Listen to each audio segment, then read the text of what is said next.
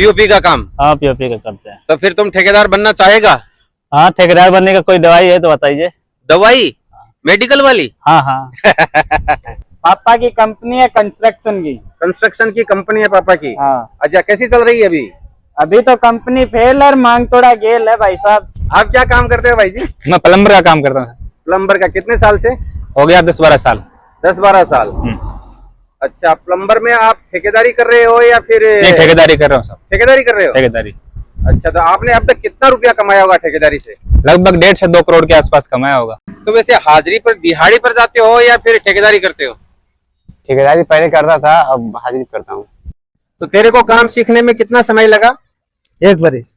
1 बरस में काम सीख गया था तू? हाँ। अच्छा, मैंने अब तक तेरे अलावा कितने लोगों को और काम सिखाया होगा टाइल्स का?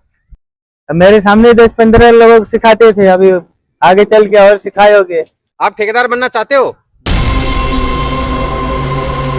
मेरी बात हमेशा याद रखना, सफल ठेकेदार बनने के लिए अच्छा ठेकेदार बनना जरूरी है, और अच्छा ठेकेदार बनने के लिए एक अच्छा मिस्त्री बनना जरूरी है, और अच्छा मिस्त्री बनने के लिए आपको जिम्मेदार बनना जरूरी है। घड़ी देख के जो काम करने जाते हैं वह सिर्फ नौकर बन के रह जाते हैं, लेकिन अपनी जिम्मेदारियां समझकर जो काम करते हैं सिर्फ वही सच्चे ठेकेदार बन पाते हैं।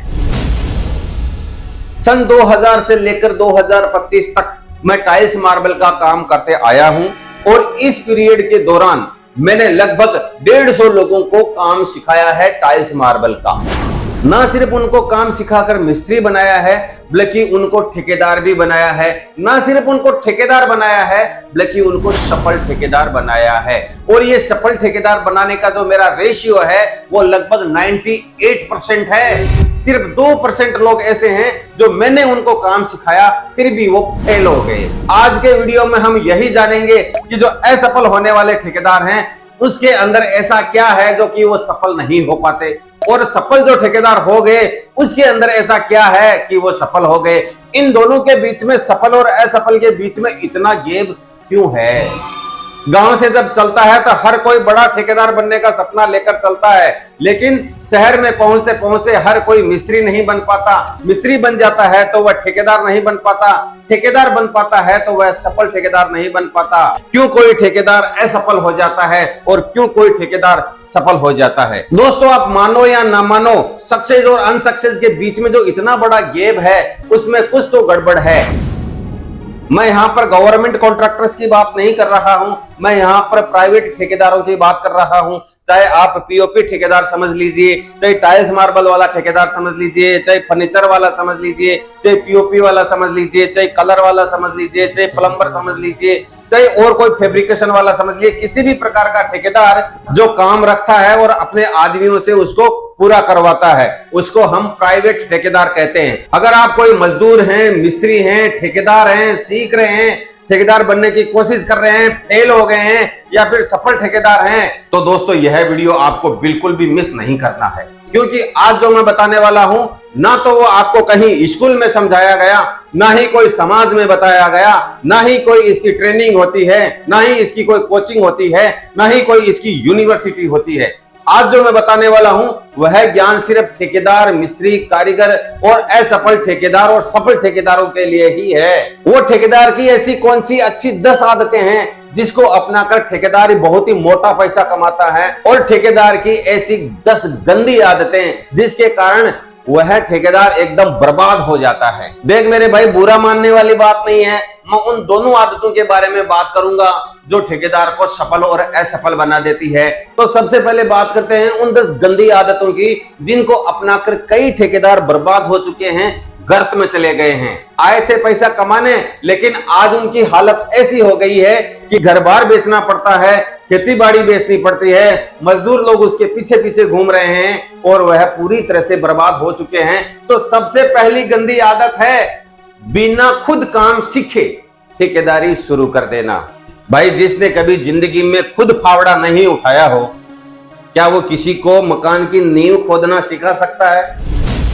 कभी नहीं सिखा सकता। जिसने खुद कभी अपने हाथों में ग्राइंडर मशीन ना पकड़ा हो, क्या वह किसी दूसरे को ग्राइंडर मशीन चलाना सिखा सकता है? जिसको खुद को मेजर टेप पढ़ना नहीं आता हो, क्या वह दूसरों को फुट और इंची सेंटीमीटर सिखा सकता है? बिल्कुल नहीं सिखा सकता। जिसने कभी पहले हथौड़ा नहीं उठाया, छीनी नहीं उठाई, तगाड़ा नहीं उठाया, मशीन नहीं चलाया, क्या वह अपने कारीगरों को सही से समझा सकता है? जिसने कभी खुद काम किया ही नहीं, जिसने कभी खुद काम सीखा ही नहीं, क्या वो दूसरों को सिखा सकता है, करवा सकता है? बिल्कुल नहीं करवा सकता। ठेकेदारी में फेल होने का पहला कारण यही है कि खुद काम न सीखकर ठेकेदार बन जाना। सफल ठेकेदार बनने के लिए कम से कम किसी एक ही ठेकेदार के पास में, एक ही व्यक्ति के पास में कम से कम 3 साल तक आपको कड़ी मेहनत करनी पड़ेगी, एक ही आदमी के पास में।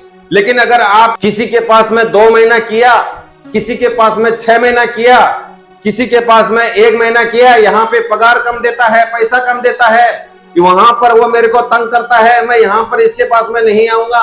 कभी रामूतार ठेकेदार के पास में गया, कभी संतोष ठेकेदार के पास गया, कभी मुमताज भाई के यहां गया, कभी सदीक भाई के यहां गया, लेकिन एक जगह टिक्के नहीं किया। कभी जम्मू कश्मीर गया, कभी तमिलनाडु गया, कभी बंबई गया, कभी जयपुर गया, कभी गुवाहाटी गया, लेकिन टिक्के नहीं किया। क्या हुआ? फेल हो गया। ऐसे ठेकेदार जो ठेकेदारी करते हैं बिना काम सीखे, उंधे मुंह गिरते हैं 4-5 साल में ही। मेरी बात हमेशा याद रखना, सफल ठेकेदार बनने के लिए अच्छा ठेकेदार बनना जरूरी है, और अच्छा ठेकेदार बनने के लिए एक अच्छा मिस्त्री बनना जरूरी है, और अच्छा मिस्त्री बनने के लिए आपको जिम्मेदार बनना जरूरी है। घड़ी देख के जो काम करने जाते हैं वह सिर्फ नौकर बन के रह जाते हैं, लेकिन अपनी जिम्मेदारियां समझकर जो काम करते हैं सिर्फ वही सच्चे ठेकेदार बन पाते हैं। इसलिए ठेकेदार बनकर मोटा पैसा छापना चाहते हैं तो पहले 2-3 साल एक जगह टिककर काम सीख लेना मेरी जान, नहीं तो बहुत पछताओगे। ठेकेदारी में फेल होने के पीछे दूसरा बड़ा कारण है अनपढ़ होना या फिर मैथमेटिक्स में कमजोर होना। भाई, जिस ठेकेदार के लिए काला अक्षर भैंस बराबर हो, वो ठेकेदार क्या ही आर्किटेक्ट का प्लान समझ पाएगा, क्या ही वो हिसाब किताब करके किसी को एस्टिमेट दे पाएगा, क्या ही वो बिल बना पाएगा, क्या ही वो मजदूर और मिस्त्रियों का हिसाब रख पाएगा। आप ही बताओ कि वह एक अनपढ़ ठेकेदार कब तक किसी दूसरे के सहारे बिल बनाता रहेगा, एस्टिमेट बनाता रहेगा, मकान का माप चौक करता रहेगा। अगर आपको इंची टेप के अंदर सूत, inch, foot, metre, centimetre, millimetre, ये सब सारी चीजें समझ में नहीं आती है तो आप माप कैसे ले पाओगे? और माप नहीं ले पाओगे तो आप किसी को एस्टिमेट कैसे दे पाओगे? अंदाज से बता दोगे कि भाई 80,000 होगा या 80 लाख रुपया होगा, तो या तो आपका वो एस्टिमेट ज्यादा पड़ेगा या फिर बहुत कम पड़ेगा। ज्यादा पड़ेगा तो आपको कोई काम नहीं देगा, कम पड़ेगा तो आप खुद बर्बाद हो जाओगे। इसलिए अगर ठेकेदारी करना है तो आपको कम से कम मैथमेटिक्स जरूर आनी चाहिए, गणित आपको जरूर आनी चाहिए, और गणित के अंदर आपको बेसिक नॉलेज तो होना ही चाहिए, जिसमें जोड़, बाकी, गुणा, भाग तो आपको आना ही चाहिए। अगर आपको यही बेसिक नॉलेज गणित का नहीं है तो आपको ठेकेदारी शुरू करने से पहले एक बार नहीं 100 बार सोचना चाहिए। ठेकेदारी में फेल होने का तीसरा बड़ा कारण है ठेकेदार का कमिटमेंट नहीं होना और ईमानदार नहीं होना। किसी ने मेरे से पूछा, अरे गोपाल जी, ये कैसे विषय छेड़ दिया आपने, ठेकेदारी में और ईमानदारी? अगर ठेकेदारी में बेईमानी नहीं होगी तो कैसे चलेगा? यही तो एक बचत का रास्ता है जिसमें ठेकेदार कुछ जुगाड़ करके अपना पैसा बचाता है, बाकी आजकल उतना भाव भी कौन देता है। मैंने कहा क्यों नहीं चलेगी, 100% चलेगी। ठेकेदारी के अंदर ईमानदारी के बिना सफल ठेकेदार बनना संभव ही नहीं है। कोई बेईमान ठेकेदार आदमी किसी पार्टी को 1 बार चुना लगा सकता है, 2 बार चुना लगा सकता है, 3 बार फ्रॉड कर सकता है, लेकिन काठ की हांडी बार बार नहीं चढ़ती। यह कहावत आपने सुनी होगी। अगर आप किसी को बार बार ठगेंगे, अगर मटेरियल में घपला करेंगे, पैसे में हेरा फेरी करेंगे, तो वही मकान मालिक अपने नेटवर्क में आपकी बुराई करेगा और वही बुराई आपको ले डूबेगी। आप ऊंचे नहीं चढ़ पाओगे और जहां से आपने शुरू किया था वहीं वापस कुछ ही दिनों में आ जाओगे।